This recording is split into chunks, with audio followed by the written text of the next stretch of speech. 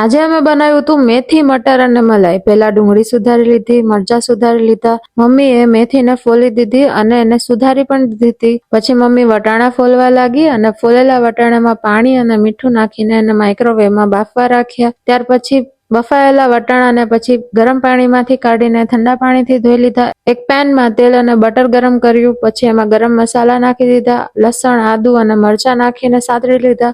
ઉપરથી ડુંગળી નાખી દીધી અને કાજુ પણ નાખી દીધા હતા। બધું જ મિક્સ કરી લીધું। ઉપરથી મીઠું નાખીને એને સાતળવા માટે ઢાંકીને રાખી દીધું। ડુંગળી સતળાઈ ગઈ ત્યારે એને મિક્સરમાં કાઢી લીધી। 1 ગ્લાસ પાણી નાખીને એની ગ્રેવી બનાવી લીધી। પછી એ જ પેનમાં બટર નાખીને મેથી અને વટાણા નાખી દીધા હતા।